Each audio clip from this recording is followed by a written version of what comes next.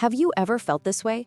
You're scrolling through social media and you see all this great financial advice, like you should be saving 20% of your income, or it's essential to have an emergency fund with 6 months of expenses.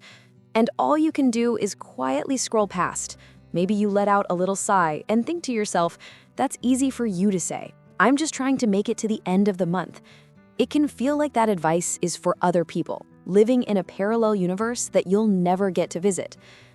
Hello, and welcome back to Money Talks, the podcast that wants to be the friend right by your side, making the world of money feel simpler and more achievable for every single one of us. Today, we're going to talk about something really special, a topic that might hit very close to home for a lot of people. We're talking about saving money on a low income. Together, we are going to challenge the belief that if you don't earn a lot, you can't save. I'm going to share some proven ways to show that even if you're starting from absolute zero, or you only have a few dollars left in your account, you can still begin to build a foundation of financial security for yourself. It doesn't matter who you are or what you earn. You deserve a better financial life. If you're ready to make a small change that can lead to big results, then let's get started. All right, before we even get into the how-tos or any specific techniques, we have to tackle the very first and most important hurdle. And this hurdle isn't out there in the world, it's right inside our own minds. We need to adjust our perspective, our beliefs, or what people call our mindset when it comes to saving money. First things first, let's redefine the word saving. I want you to try and erase that old picture you have in your head of what saving money looks like.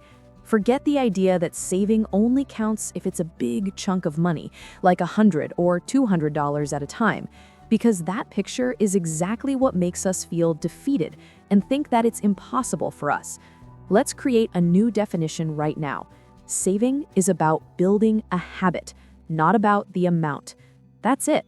The moment you decide to drop $1 into a jar instead of buying a candy bar, or the moment you move $5 from your wallet into a separate pocket, you have successfully saved. What you're doing is training your saving muscle, making that muscle a little bit stronger day by day. This small, consistent action is so much more powerful than waiting for that big, perfect moment to save a lump sum that might never come. Okay, number 2. Let's understand the power of small numbers. Please do not underestimate the power of a few dollars. So many people think, what's the point of saving $1 or $2 a day? What can that possibly do? Well, let's just play with some numbers for a second. Let's say you decide with all your focus that you are going to save just $2 a day. That's it. It sounds like almost nothing, right? But let's see what happens. After 1 week, you'd have $14. After 1 month, you'd have about $60. That's enough to cover a few meals or a bill. And if you stick with it for 1 full year, you would have saved $730. See? From just $2 a day, an amount we might not even notice is gone. It can transform into over $700. That money could become your very first emergency fund, giving you peace of mind you've never had before. Or it could be the money you use to buy yourself a meaningful gift or send home to your family. It's like filling a giant empty bucket 1 drop at a time. It might feel slow, but believe me, one day that bucket will be full. And the final crucial part of our mindset shift, you need to find your why. Trying to save money without a goal is like setting sail into the ocean without a compass. You'll get lost and give up pretty quickly. So you need to find your reason, your why, that will act as your driving force. And this goal, it does not have to be some huge textbook financial goal like $1 million for retirement. It just needs to be something small, tangible, and truly meaningful to your heart. For example, your why could be, I'm saving so that if I get sick, I can afford to see a doctor without the stress of borrowing money. Or I'm saving so I can afford to fix my microwave if it breaks without it being a major crisis. I'm saving for a really good pair of new sneakers to reward myself for all my hard work. Or I'm saving this money for a bus ticket to go visit my parents for the holidays. I encourage you to literally write down your why and stick it somewhere you'll see it every day, like on your mirror. When you know what you're working towards, the motivation will follow. And once your mind is ready, your actions will be ready to start building that change one small step at a time. Okay, now that we've tuned up our mindset and our minds are ready, it's time to get into the practical, hands-on stuff. Since we know that increasing our income might be difficult or just not possible right now, the one thing we have 100% control over is managing our expenses. I want you to imagine your money is like water in a bucket. For now, maybe our bucket isn't huge, and we can't just turn on a tap to fill it up whenever we want. So our most important mission is to protect the water we already have. We need to take a close look at our bucket and find all the tiny little leaks that are letting our money slowly drip away without us even noticing. And then we need to plug those leaks. So how do we find these leaks in the first place? Well, step 1, become a money detective. Track your spending just for 1 month is fine. Now, I know when I say the words track your spending, some of you might be rolling your eyes. I get it. It sounds boring, tedious, and like a lot of work. And I totally understand. So I'm not going to tell you that you have to do this forever. Instead, I want to invite you to try it as a short-term experiment. Just for 1 month. Think of it as your annual financial health checkup. Every time you spent money, whether it's $1 or $10, just take a second to write it down in a small notebook or log it in a simple app on your phone. Do this consistently for a full month. At the end of that month, you will have a complete X-ray of your financial life. You'll finally see the truth about where your money is really going, every day and every week. And this information is the map that will lead us to our next step. Step 2, hunt for the unnecessary expenses, aka money leaks. Once you have that data in your hands, you'll be able to clearly see the culprits that have been secretly stealing your money little by little. Some of the most common leaks that people often overlook are the daily drink habit. This is a classic one. That morning coffee or afternoon bubble tea. A $4 or $5 drink might not seem like a lot in the moment, but if you're buying one every day, that can add up to over $100 or $150 a month.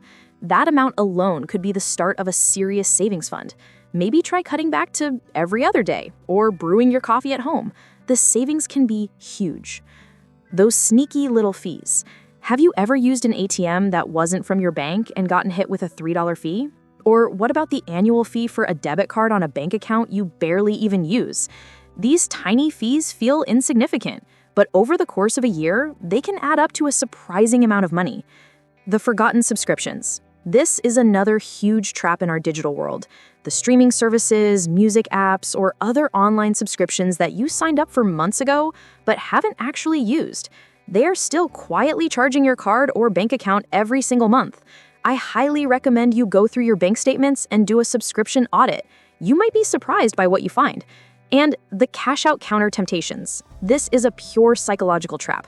You're at the convenience store, about to pay, and your eyes wander to the candy, gum, and snacks right there by the register. You grab one without even thinking. Those little impulse buys are designed to make you spend extra money without a second thought. And here's one final technique that is incredibly effective at plugging leaks. Step 3, use the 24-hour rule before buying non-essentials. When you're out and you see something you want, but you're not sure if you truly need it, like a shirt that's on sale or a cute little gadget, I want you to stop. Do not pull out your wallet, just walk away from the store and give yourself 24 hours. Go about your day and ask yourself if your life will be any harder without that item. I promise you, in 90% of cases, by the next day, that intense urge to buy it will have completely faded. You'll realize you were just caught up in the moment. This simple trick alone can save you so much money from emotional, impulsive spending. Okay, so we've shifted our mindset. We've plugged the major money leaks, and now it's time for the golden rule of building wealth. We are going to master the principle of pay yourself first, not pay yourself with whatever is left. I'm sure everyone is nodding along with me right now, because in real life, there's never anything left, is there? When we tell ourselves we'll just wait until the end of the month and save whatever is left over, the answer is usually a big fat zero. So we have to flip the script. We need to be the boss of our money by taking our savings out first as soon as we get paid. But for those of us on a tight budget, taking out 10% or 20% like the finance gurus say can feel impossible, right? Don't worry, I've got some fun, creative tricks designed specifically for a small budget. These are tips you can actually use without feeling overwhelmed. Trick number 1, the locked box account. This trick is all about creating a clear boundary for your savings. As soon as you get paid, whether it's a monthly paycheck or your daily wages, the very first thing you do before you pay any bills is carve out a small amount for savings. It doesn't have to be a lot. Even just 3% or 5% of whatever you just received is a perfect start. Then, and this is the important part, you move that money somewhere that is difficult to get to. If you use cash, put it in a metal savings tin that you'd literally need a can opener to get into. If you're digital, transfer that money to a separate savings account at a different bank, one that you don't have an ATM card for. The goal is to create a little bit of friction, a small barrier that will stop you from dipping into your savings on impulse. Trick number 2, the save the change method. This is such a fun and painless way to save. You barely even notice you're doing it. For cash users, make a fun rule for yourself, like the $5 bill rule. The rule is you are not allowed to spend any $5 bills. Whenever you get a $5 bill as change, it's forbidden money. As soon as you get home, you have to take it out of your wallet and put it in your savings jar. You can do this with $1 bills or a specific coin too. For digital spenders, this one is brilliant. Check your banking app to see if it has a feature called automatic roundups. How it works is every time you buy something, the app will charge you Arch Bag 2 and will automatically transfer the extra 50 cents directly into your savings. So if you buy a coffee for $3.50, the app will charge you $4, paying the coffee shop $3.50, and sweeping the extra 50 cents directly into your savings. It's amazing, and you truly don't even feel it. Trick number 3, the end-of-day bill sweep. This is similar to the $5 bill rule, but it's a daily habit. Make a rule for yourself, one bill rule. Every single night before you go to bed, open up your wallet. Any and all $1 bills that are left inside have to go directly into your savings jar. This forces you to save at least a little something almost every single day. And finally, this trick is about saving your wins. Set up small, daily challenges for yourself. For example, if I resist the urge to buy that fancy coffee today, I'll take the $4 I would have spent and move it to my savings. Or, if I choose to pack my own lunch instead of buying it, I'll transfer the $10 I saved into my savings account. This reframes the feeling of missing out into a feeling of pride because you're improving your health, your discipline, and your bank account all at once. And those are just a few simple ideas and techniques that anyone on a low income can start using right now, today. You probably noticed that throughout this entire episode, we barely talked about saving large amounts of money, didn't we? Instead, we focused on shifting our mindset and building tiny, consistent habits. I really want to say this to everyone listening right now. Your journey to financial security might not start with a big, glamorous first step like you see other people take. For many of us, the most important first step we will ever take might just be the first dollar we decide to drop into a jar, or the first $5 bill we consciously decide to set aside before we spend it. That is a huge and meaningful beginning. It's the signal that you have started to take control of your own financial future. Don't let anyone, and especially not the number on your paycheck, tell you that you can't have a better financial life. Every small, positive action you take today is building a stronger, more secure you for tomorrow.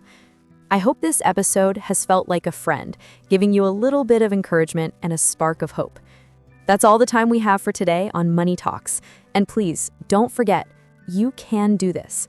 I'll talk to you soon. Bye for now.